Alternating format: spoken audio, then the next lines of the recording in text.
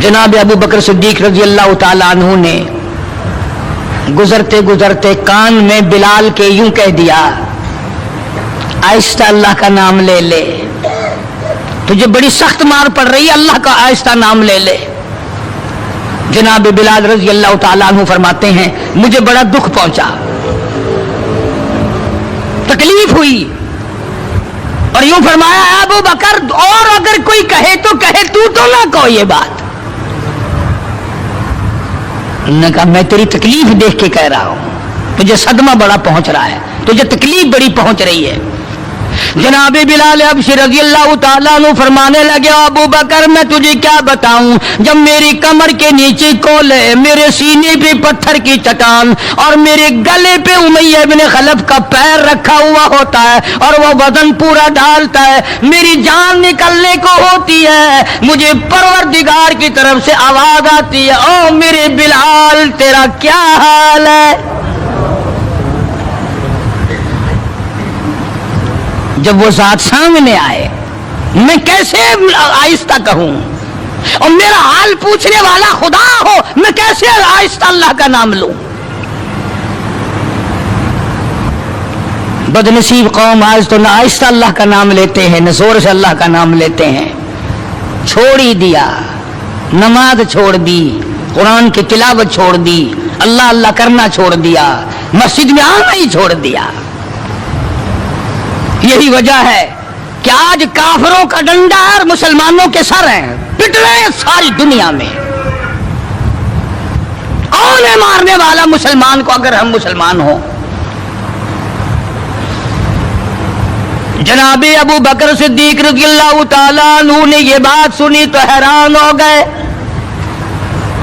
बड़ा अजीब तरीके से मुसीबतें उठाई, बड़ी बड़ी तकलीफें झेली, मार मार के बिलाल हबशी को थक जाता था। एक दिन सैयदना बिलाल रजी अल्लाह ताला अन्हु को इतना मारा, हजरत बिलाल रजी अल्लाह ताला अन्हु फरमाते हैं, मुझे यकीन हो चला कि आज मेरा वक्त आ गया, आज मेरा दम आखिरी है।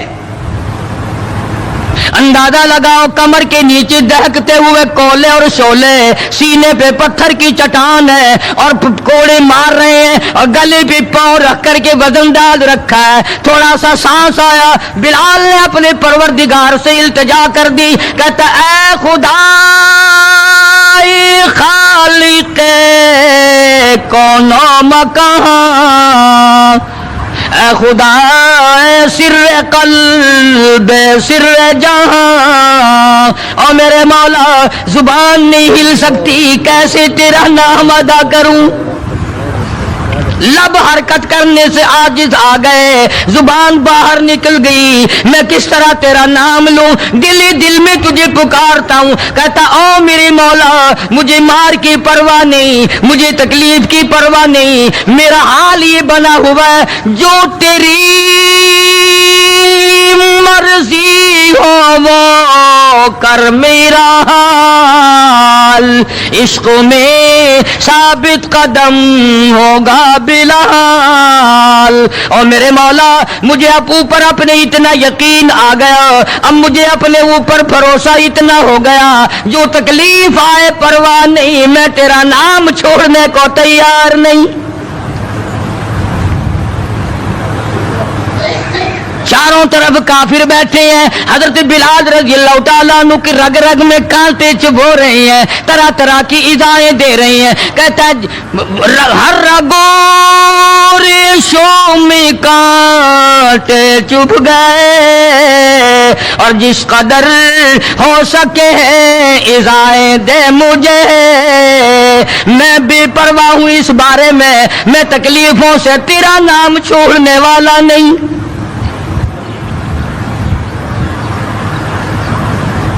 जनाब अबू बकर सिद्दीक रज़ी अल्लाह ताला अन्हु ने हाल देखा।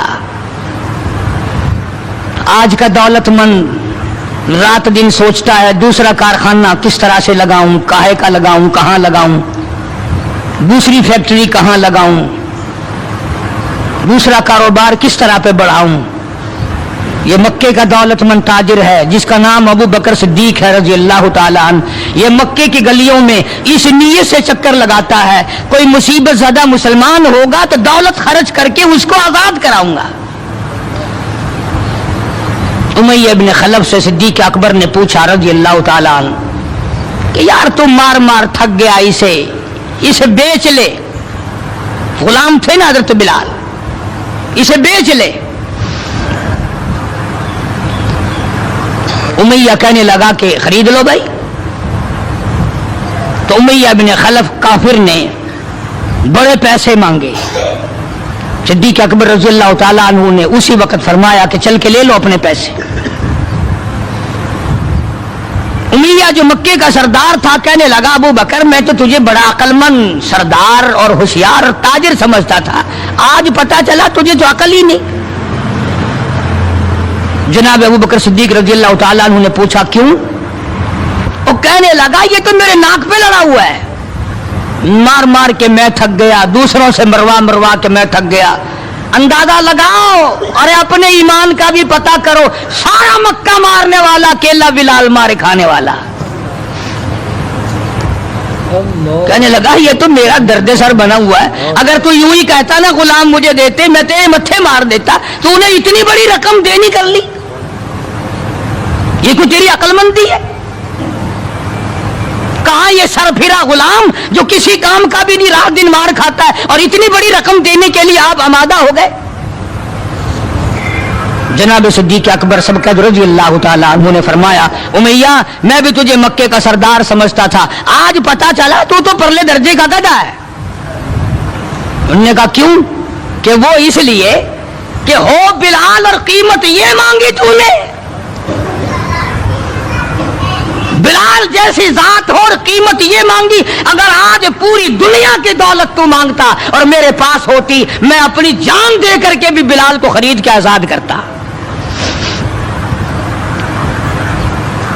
چنانچہ خرید لیا, آزاد کر دیا, دربار رسالت میں پیش کر دیا.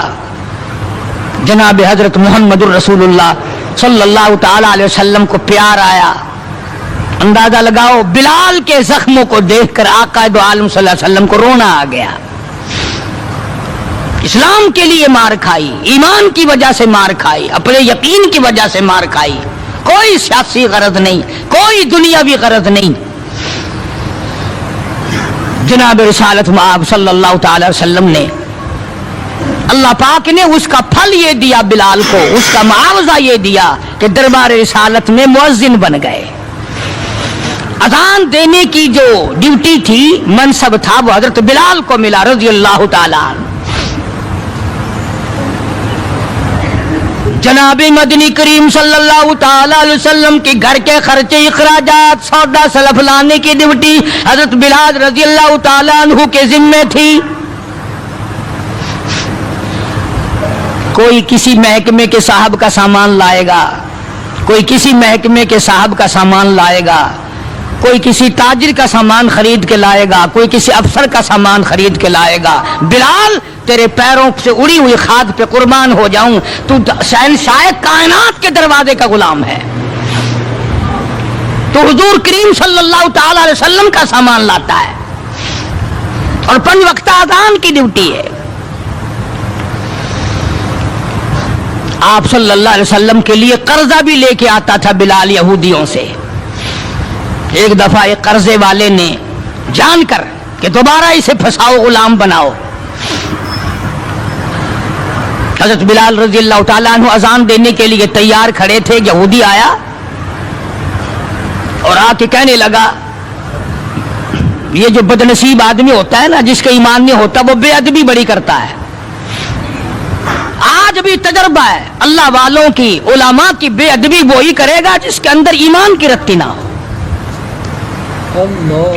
بے ادبی کے الفاظ وہی بولے گا ایمان کی رتی نہ ہو. تو حضرت بلال کو آ کر کے آواز دینے لگا اور کہنے لگا او کالے. حضرت بلال نے فرمایا کیا بات ہے؟ کہ یا تو کل شام تک پیسے آ گئے, ورنہ یاد رکھ تجھے پھر غلام بنائیں گے ہم. जनाब अबशी रज़ी अल्लाह ताला अन्हु मदनी करीम सल्लल्लाहु ताला अलैहि वसल्लम की खिदमत आलिया में तशरीफ लाए। अर्ज़ किया काली कमली वाले फलाना यहूदी आकर के बड़ी जबरदस्त धमकी दे गया, वो मुझे फिर दोबारा गुलाम बनाना चाहते हैं, वो फिर मुझे परेशान करना चाहते हैं। मैं अब इतना बड़ा कर्जा कैसे अदा करूं? मैं सुबह कहीं निकल जाऊंगा, छुप जाऊंगा, रूपोश हो जाऊंगा। जब कोई इंतजाम हो जाए इत्तला फरमा देना, मैं हाजिर खिदमत हो जाऊंगा। हाय बिलाल तुझे मुबारक हो, तो सरकार दो आलम सल्लल्लाहु ताला अलैहि वसल्लम के कर्जे की वजह से परेशान है।